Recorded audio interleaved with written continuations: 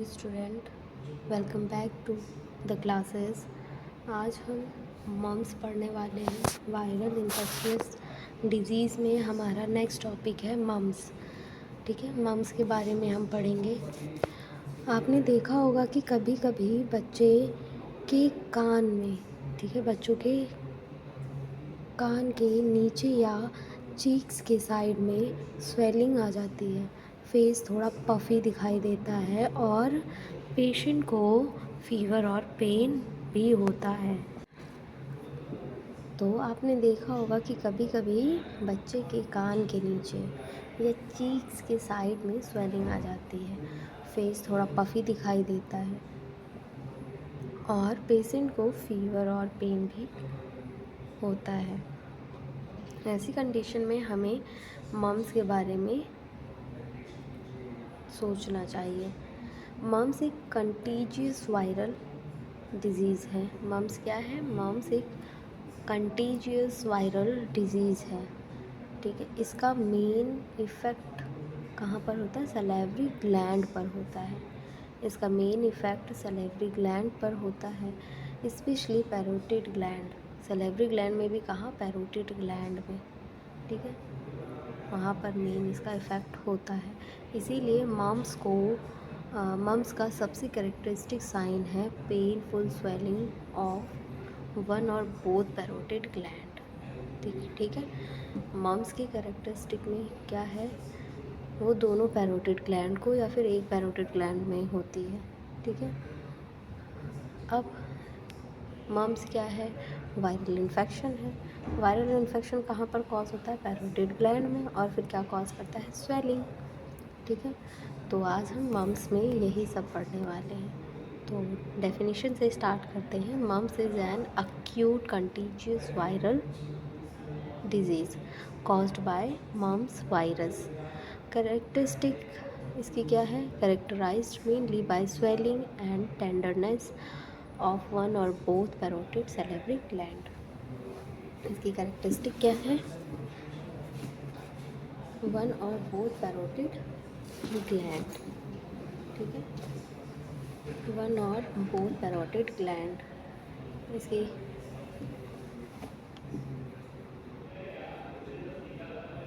Characteristic है, उसमें swelling आ जाती है और टेंडरनेस आ जाती है। ठीक, अब जैसे इसमें दिया हुआ है मम्स एक अक्यूट वायरल इन्फेक्शन है, तो अक्यूट का मतलब क्या होता है?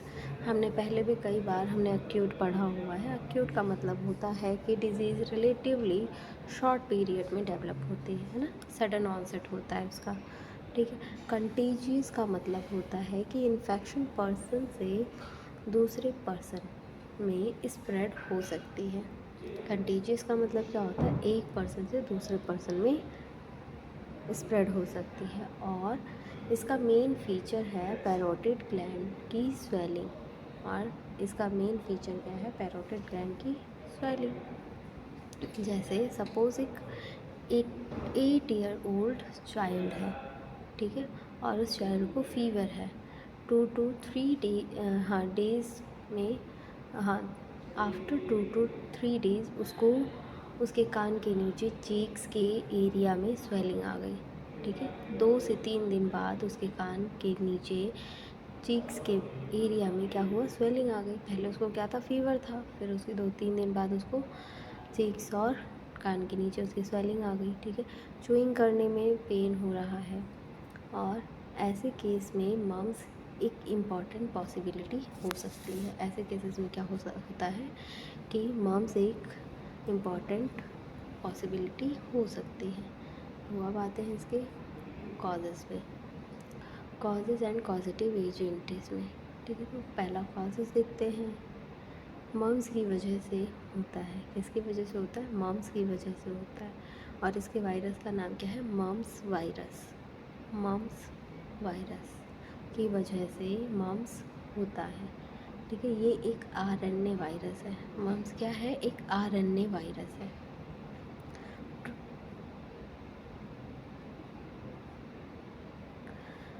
कुछ बुक में नहीं, हमेशा सारी बुक में इसे पैरामिक्सोवेरिडी फैमिली से और रूबेला वायरस जीनस के अंडर डिस्क्राइब किया जाता है। ठीक है, लगभग कुछ बुक में इसको पैरामिक्सोवेरिडी फैमिली से और रूबेला वायरस जीनस के अंडर डिस्क्राइब किया गया है।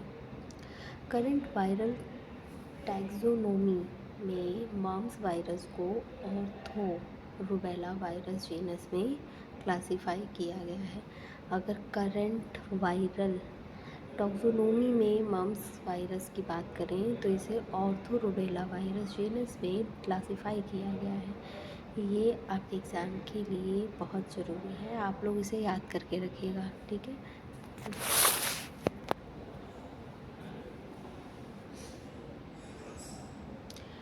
ठीक है। तो अब आते हैं मम्स स्प्रेड कैसे हुआ। ठीक है, तो मम्स मेनली रेस्पिरेटरी ड्रॉपलेट के थ्रू स्प्रेड होता है। मम्स कैसे स्प्रेड होता है? मेनली ड्रॉपलेट के थ्रू स्प्रेड होता है। जब इन्फेक्टेड पर्सन कफ, स्नीज या फिर टॉकिंग या क्लोज कांटेक्ट में आता है तो रेस्पिरेटरी सिक्रेशन के थ्रू वायरस दूसरे पर्सन तक पहुंच सकती है। तो क्या होता है? रेस्पिरेटरी सिक्रेशन के थ्रू वायरस दूसरे पर्सन तक पहुंच सकता है। कंटैमिनेटेड सलाइवा के कांटेक्ट से भी ट्रांसमिशन हो सकता है। कंटैमिनेटेड सलाइवा के कांटेक्ट से भी ट्रांसमिशन हो सकता है। जैसे अगर एक क्लासरूम में एक चाइल्ड या फिर एक बच्चा मम से इन्फेक्टेड है और वो कंटिन्यूसली कफिंग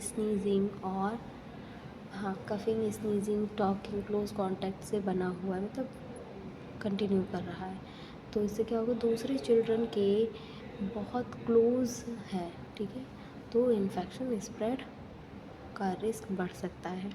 इसीलिए इन्फेक्शियस पेशेंट को अननेसेसरी क्लोज कांटेक्ट से बचाना इम्पॉर्टेंट है। अब इसका इंक्यूबेशन पीरियड मम्स का incubation period generally 14 to 25 days का होता है। कितना होता है? 14 to 25 डेज़ का इसका इंक्यूबेशन पीरियड होता है। एवरेज अप्रॉक्सीमेटली 16 to 18 डेज़ में होता है। इंक्यूबेशन पीरियड का मतलब होता है वायरस बॉडी में एंटर होने और सिम्टम्स अपीयर होने के बीच का टाइम। ठीक है, सपोज़ किसी चाइल्ड को मंडे को इन्फेक्टेड पर्सन के कांटेक्ट में आया। ठीक है, कोई बच्चा जो है इन्फेक्टेड पर्सन के कांटेक्ट में आया, कब? मंडे को। उस दिन सिम्टम्स अपीयर नहीं होंगे। ठीक है, उस दिन सिम्टम्स अपीयर नहीं होंगे। वायरस को मल्टीप्लाई करने और बॉडी में डिजीज़ डेवलप करने में टाइम लगेगा। अप्रॉक्सीमेटली 2 to 3 वीक्स के अराउंड सिम्टम्स डेवलप हो सकते हैं। अप्रॉक्सीमेटली कितने? 2 से 3 हफ्ते के अराउंड सिम्टम्स डेवलप हो सकते हैं। इसी टाइम पेशेंट को इंक्यूबेशन पीरियड कहा जाता है। ठीक है, नेक्स्ट आते हैं सिम्टम्स। ठीक है, माइल्ड सिम्टम्स। मम्स में पैरोटिड स्वेलिंग से पहले कुछ अर्ली और माइल्ड सिम्टम्स आ सकते हैं, जैसे low grade fever, headache, मलेज, tenderness, loss of appetite, muscle एक, माइल्ड सोर थ्रोट। ये सिम्टम्स यूजुअली माइल्ड हो सकते हैं। मलेज का मीनिंग है पेशेंट को ओवरऑल वीकनेस या तबीयत ठीक नहीं लग रही वाली फीलिंग। ठीक, जैसे एग्जांपल एक बच्चा बोलता है, मैम मुझे थकान लग रही है, हेडेक है या खाना खाने का मन नहीं कर रहा है। उसको माइल्ड फीवर भी है, ये अर्ली सिम्टम्स हो सकते हैं। बाद में कैरेक्टरिस्टिक पैरोटिड स्वेलिंग डेवलप हो सकती है। नेक्स्ट है आपका clinical feature, main clinical feature इसके।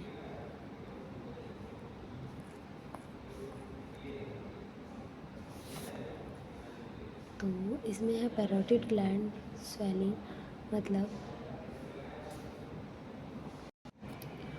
Parotid gland swelling, parotid gland के एक सलेवरी ग्लैंड है। ये क्या है? एक सलेवरी ग्लैंड है जो ईयर के पास लोकेटेड होती है। मम्स में एक साइड स्वेलिंग हो सकती है या दोनों साइड स्वेलिंग हो सकती है। स्वेलिंग पेनफुल हो सकती है और टच करने पर टेंडरनेस हो सकती है। पेशेंट को च्यूइंग और स्वलोइंग के टाइम पेन हो सकता है। जैसे अगर पेशेंट के कान के नीचे और चीक्स के साइड में स्वेलिंग है और वो बोल रहा है, ठीक है, तो ऐसे टाइम पे उसे पेन होगा, ठीक है। नेक्स्ट है डायग्नोस्टिक इवैल्यूएशन। डायग्नोस्टिक इवैल्यूएशन में क्या है? History collection. हिस्ट्री कलेक्शन में फीवर कब से आया या फिर कब से है, स्वेलिंग कब से है, एक साइड में है या दोनों साइड में, पेन है या नहीं, किसी मॉम्स पेशेंट के कांटेक्ट में आए थे, वैक्सीनेशन हिस्ट्री क्या है। नेक्स्ट है फिज़िकल एग्जामिनेशन। तो फिज़िकल एग्जामिनेशन में पेशेंट का एग्जामिनेशन करेंगे, पैरोटिड एरिया को ऑब्जर्व और केयरफुली एग्जामिन करेंगे, देखेंगे swelling, tenderness, pain, facial puffiness. Next है लेबोरेटरी टेस्ट। कंफर्मेशन के लिए लेबोरेटरी टेस्ट किए जा सकते हैं, जैसे RT-PCR। ये वायरल RNA डिटेक्ट करने में हेल्प करता है। दूसरा mumps specific IgM antibody test, ये रिसेंट इन्फेक्शन को सपोर्ट करता है।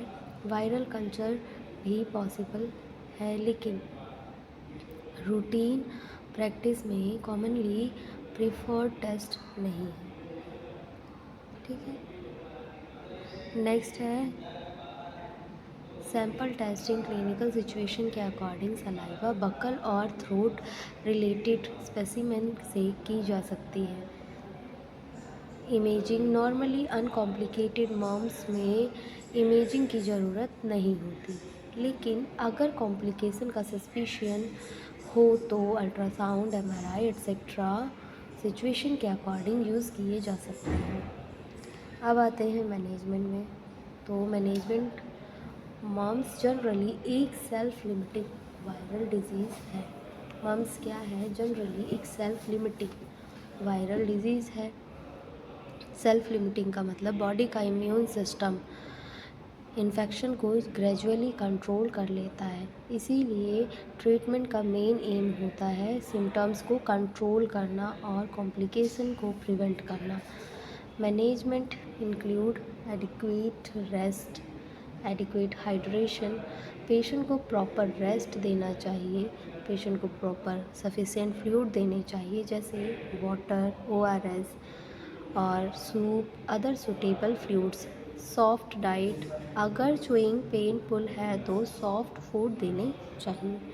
अगर च्यूइंग पेनफुल है, जब उसे खाना चबाने में प्रॉब्लम हो रही है, तो उसे सॉफ्ट डाइट देना चाहिए, जैसे खिचड़ी हो गई, सॉफ्ट राइस हो गया, सूप हो गया, मैस्ड फूड हो गए, ठीक है, ऐसे फूड पेशेंट को देने चाहिए। नेक्स्ट है oral hygiene. Oral hygiene, patient को ओरल हाइजीन मेंटेन करनी चाहिए, ठीक है। ओरल हाइजीन, पेशेंट को डेली ब्रश करना चाहिए, अच्छे से उसे अपनी हाइजीन मेंटेन करके रखनी चाहिए। नेक्स्ट है आइसोलेशन। मॉम्स कंटेजियस डिजीज़ है। पैरोटिड स्वेलिंग स्टार्ट होने के बाद जनरली 5 डेज़ तक क्लोज कॉन्टैक्ट से बचना आइसोलेशन रिकमेंडेड है, ठीक है। ये इन्फेक्शन को दूसरे लोगों तक स्प्रेड होने से रिड्यूस करने में हेल्प करता है।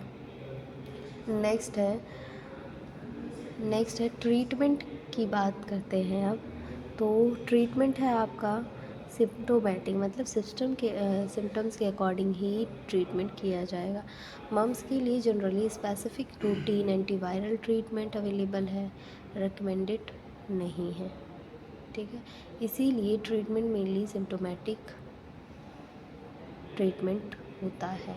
देखो, मम्स के लिए generally specific routine antiviral treatment available recommended नहीं होता, लेकिन सिम्टोमेटिक ट्रीटमेंट होता है इसका, जैसे फीवर और पेन। ठीक है, पैरासीटामॉल ये डॉक्टर की एडवाइस पे ही हमें देनी है। पैरासीटामॉल फीवर और पेन कंट्रोल के लिए यूज़ किया जा सकता है। एडल्ट्स में अप्रोप्रिएट केसेस में other analgesic anti inflammatory medicine भी डॉक्टर्स रेकमेंडेड कर सकते हैं। चिल्ड्रंस में medicine specially weight and age के अकॉर्डिंग देनी चाहिए। कोल्ड और warm compress swollen parotid area पर कंफर्टेबल वार्म और कोल्ड कंप्रेस पेन और डिस्कम्फर्ट को रिड्यूस करने में हेल्पफुल हो सकती है। नेक्स्ट है fluid adequate fluid intake maintain करना इम्पॉर्टेंट है। प्रॉपर रेस्ट रिकवरी के लिए इम्पॉर्टेंट है। अब आते हैं इसके कॉम्प्लिकेशन पे। तो इसकी कॉम्प्लिकेशन क्या है? इसकी कॉम्प्लिकेशन है, मोस्ट केसेस अनकॉम्प्लिकेटेड हो सकते हैं, लेकिन कुछ पेशेंट में कॉम्प्लिकेशन डेवलप हो सकता है, जैसे orchitis, especially post pubertal male in orchitis हो सकता है। ऑर्काइटिस मीन्स टेस्टिस की इन्फ्लामेशन। इसमें टेस्टिकुलर पेन, स्वेलिंग और टेंडरनेस हो सकती है। नेक्स्ट है ओफोराइटिस में क्या होता है? फीमेल में रेयरली ओफोराइटिस यानी ओवरीज की इन्फ्लामेशन हो सकती है। नेक्स्ट है meningitis encephalitis. Mumps virus meninges को अफेक्ट करके मेनिंजाइटिस कॉज कर सकता है। इसके symptoms severe headache, fever, neck stiffness, vomiting जैसे होते हैं। नेक्स्ट है सी में इंसेफ्लाइटिस। तो ये रियरली ब्रेन इन्फ्लामेशन यानी इंसेफ्लाइटिस हो सकता है। पेनक्रिएटाइटिस में क्या होता है? पेनक्रियाज इन्वॉल्व होने पर abdominal pain, nausea, vomiting etcetera हो सकते हैं। नेक्स्ट आता है आपका हियरिंग लॉस में क्या होता है? ये रियरली मॉम से सेंसोरी न्यूरल हियरिंग लॉस हो सकता है। Myocarditis very rarely heart muscle inflammation यानी मायोकार्डाइटिस भी हो सकता है। ये रियरली है बट हो सकता है। So remember, mumps is usually self limiting but complication can occur. ये सेल्फ लिमिटिंग है लेकिन इसमें कॉम्प्लिकेशंस अकर हो सकते हैं। अब आते हैं इसके प्रिवेंशन पे। इसका प्रिवेंशन है, मॉम्स प्रिवेंशन का सबसे इम्पॉर्टेंट मेथड है वैक्सीनेशन। ठीक है, इसके अलावा good personal hygiene, avoid close contact, do not share personal items जैसे ग्लासेस, यूटेंसिल्स और टॉवल्स एक्सेट्रा शेयर नहीं करने चाहिए, इज़ स्पेशली ड्यूरिंग इन्फेक्शन। जब इन्फेक्शन हो तो अपने पर्सनल आइटम्स बिल्कुल भी शेयर नहीं करने चाहिए। नेक्स्ट है आइसोलेशन। तो मॉम्स पेशेंट को पैरोटिड स्वेलिंग के ऑनसेट के बाद अप्रॉक्सीमेटली 5 डेज़ तक क्लोज कॉन्टैक्ट से आइसोलेट करना रेकमेंडेड है। वैक्सीनेशन मॉम्स प्रिवेंशन का मोस्ट इम्पॉर्टेंट मेजर है। वैक्सीनेशन क्या है? मॉम्स प्रिवेंशन का मोस्ट इम्पॉर्टेंट मेजर है। अब आते हैं अपने वैक्सीनेशन पे। तो मॉम्स की वैक्सीन कौन सी है? मॉम्स को प्रिवेंट करने के लिए कॉमनली MMR वैक्सीन यूज़ होती है। MMR की फुल फॉर्म है, M means measle, M means mumps और R means rubella. Measle, mumps, rubella यानी एक वैक्सीन 3 डिजीज़ के अगेंस्ट प्रोटेक्शन प्रोवाइड करती है। MMR वैक्सीन का टाइप। MMR एक लाइव और एटेन्यूटेड वैक्सीन है। कौन सी वैक्सीन? एटेन्यूटेड वैक्सीन है। इसका मतलब वैक्सीन में weekend form of viruses use किए जाते हैं जो नॉर्मली डिजीज़ कॉज नहीं करते बट इम्यून सिस्टम को प्रोटेक्शन डेवलप करने के लिए स्टिमुलेट कर सकते हैं।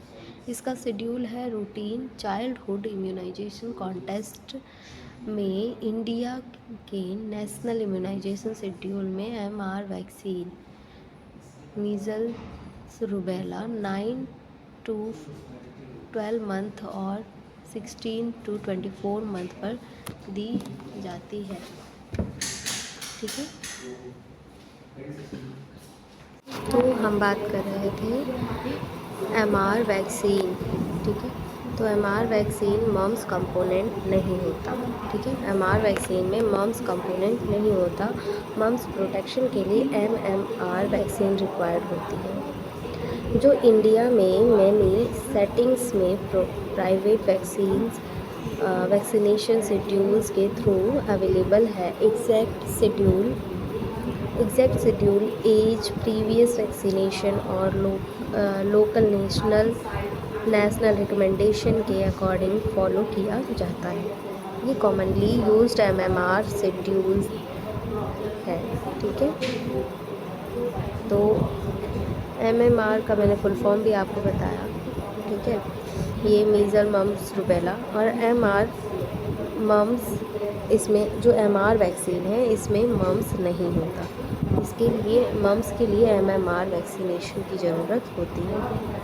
ठीक है, तो क्लास आज हमने क्या क्या पढ़ा? आज हमने मम्स की डेफिनेशन पढ़ी, मम्स क्या होता है इसके बारे में जाना, इसके मैनेजमेंट, डायग्नोसिस, ठीक है, ट्रीटमेंट, कॉजेज़, इंक्यूबेशन पीरियड, ये सब हमने इसमें पढ़ा। ठीक है, एक बार फिर से मैं आपको इसकी डेफिनेशन रिवाइज करवा देती हूँ। Mumps is a contagious viral disease mainly recognized by painful parotid swelling and it can be prevented by MMR vaccination. ठीक है, सो थैंक यू क्लास। आज की क्लास यहीं तक रखते हैं। बाकी क्लास शुरू करने से पहले आप लोगों के लिए एक नोटिस है। अगर आप अपना मेडिकल स्टोर चला रहे हैं और उसे फार्मा क्लिनिक में चेंज करना चाहते हैं तो आपके लिए बेस्ट है टेलीमेडिसिन कोर्स। इसमें आपको बताया जाएगा कैसे आप अपने मेडिकल स्टोर को कॉर्पोरेट मेडिकल स्टोर से बेहतर कर सकते हैं और एक हेल्थ केयर का इकोसिस्टम डेवलपमेंट कर सकते हैं। इसमें आप डॉक्टर से ऑडियो वीडियो कॉल पे कनेक्ट हो सकते हैं और इसकी कंप्लीट फीस है 25,000। एक और कोर्स है, जैसे अगर आपने BMS, BHMS, BUMS, BLYS किया है तो लीगल वे में प्राइमरी स्टेज पे एलोपैथिक प्रैक्टिस अगर करना चाहते हैं तो मैं आपको एक लीगल गवर्नमेंट कोर्स बताती हूँ जिसका नाम है CCH। ठीक है, जो 1 साल का कोर्स है और इसकी कंप्लीट फीस है 25,000। अगर आप इन दोनों कोर्सेज़ को अगर करना चाहते हैं, इंटरेस्टेड हैं, तो आप दिए गए नंबर पे कॉल कर सकते हैं। Thank you class.